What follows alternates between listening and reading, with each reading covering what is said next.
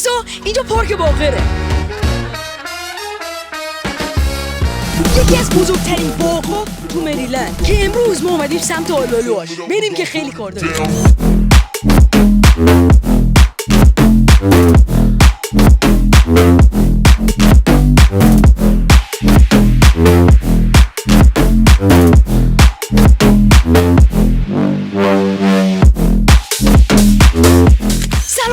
سلام بچه‌ها، همینطور که می‌بینین امروز اومدیم یکی از بزرگترین معروف‌ترین باغ‌های مریلند، هر میوه‌ای که فکر کنین داره و یکی از معروف‌ترین فارم و باغ‌های مریلند هستش. این صاحب اینجا هستش باغه که یه آقای افغانیه که 40 سال پیش این باغو زد و همینطوره داره بزرگتر و بزرگترش می‌کنه و امروز ما اومدیم جای آلبالوش می‌خوام آلبالو بگیریم، چون انقدر باغش گنده است نمیتونی توی روز همه جا رو بگردی، چون هلو داره، گیلاس داره و خیلی جای دیگه. پس الان بریم آلبالو بگیریم. بزن بریم.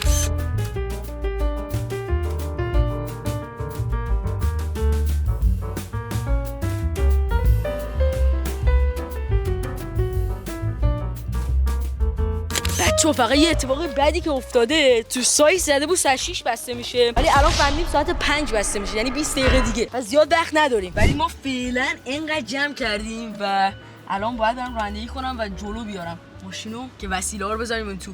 ببینید اینجا فقط آلبالوش هم هستش، اینجا فقط جای آلبالوه، جای هلو داره، جای گیلاس داره و خیلی جای بزرگتر. اینجا فقط برای آلبالوشه.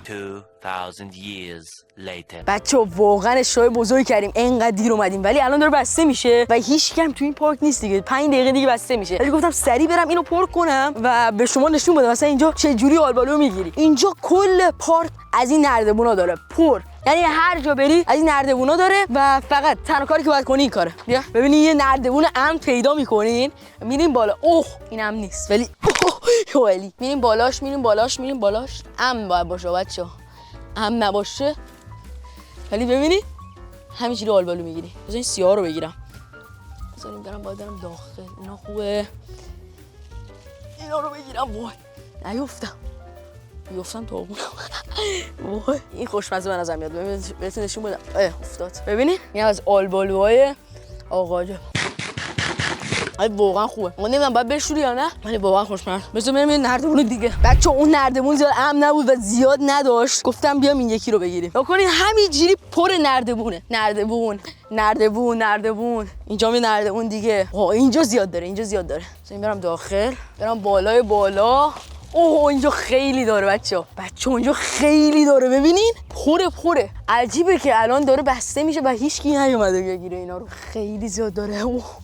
ولی خیلی امنم نیست این نردبونا. آلبالو دارم میافتم.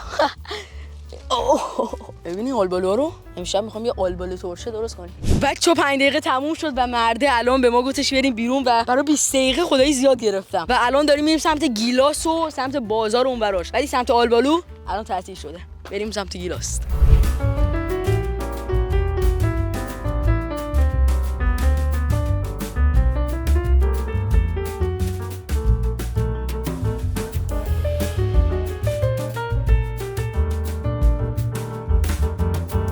بچه‌ها حالا اومدیم سمت مغازه‌ها. اینجا هستش باغرز آرچر مارکت که تمام وسیله‌اش طبیعی و ارگانیکه و آره دیگه بریم که اینجا رو ببینیم. بچه‌ها این تریلیه رو ببینین، اینا رو میبره به سمت آلبالو و درختای هلو و اینجا. ببینین یه دونه دیگه هم آورده، این یکی فکر کنم الان میخواد آدما رو بگیره، اون یکی داره پیاده میکنه. خب بریم سمت مغازه‌اش ببینیم چه میوه‌ای داره. بچه‌ها اینجا پر چیزای ارگانیک و طبیعیه، بریم با هم دیگه ببینیم. خب بچه‌ها از مرباش نگم که عالیه، ما چون 4 سال پیش اومدیم از اینجا خرید کردیم، خیلی خوشمزه است. شاید اون از اینا بگیرم یا اینو بگیرم یا این کرنبری هم باحال در میاد، کرنبری با پرتقال با خیلی خوشمزه میشه. بچه‌ها آب سیب اپل سایدر خودشون درست کردن، طبیعی. ببینید آناناس با پیکل شیرین با خیارشور شیرین. یعنی چی؟ خیارشور دیگه، خیارشور چجوری شیرین میشه؟ بچه‌ها من فکرم این چیه اسمش چیه؟ سمنو.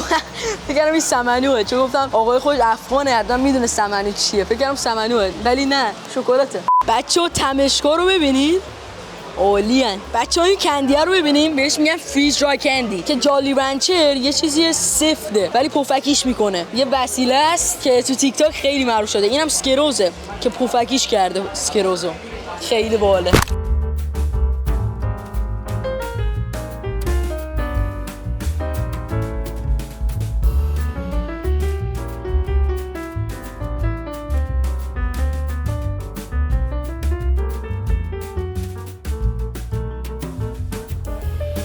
بچه‌ها اومدیم چند تا میوه طبیعی خرید کردیم، هلو و زردآلو و اینا، و الان میخوایم بریم رستوران باقر که کل ویدیو منتظرم، خیلی هم گشنمه. بریم.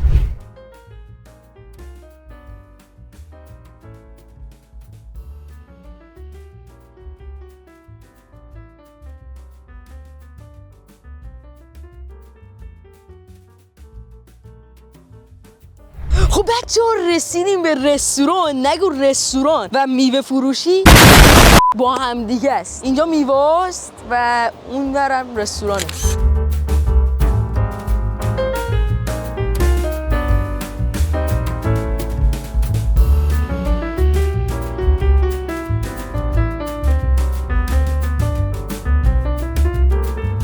خب بچه‌ها رفتیم تو رستوران، نگو رزرو بود، یعنی همه رو گرفته بودن. آخرین جایی که به ما داشتن میدادن 2 ساعت دیگه باید وای میستادیم. واقعا امروز همه چی داره بد در میاد. نگو از آلبالو که 20 دقیقه‌ای تموم شد، الان رستوران که رزرو نکرده بودیم. آره دیگه حتما خدا می‌خواست.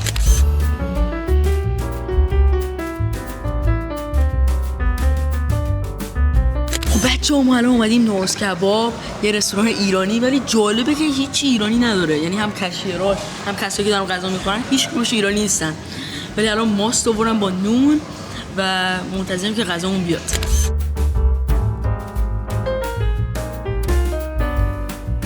خب بچه‌ها رسیدیم خونه. اینم از ولاگ امروز، اینم از ولاگ باغ باقرز. اگه این ویدیو دوست داشتین لایک، سابسکرایب و یه کامنت انگلیسی بذارین. اصلا بنویسین بردیا love you. همه رو جواب میدم.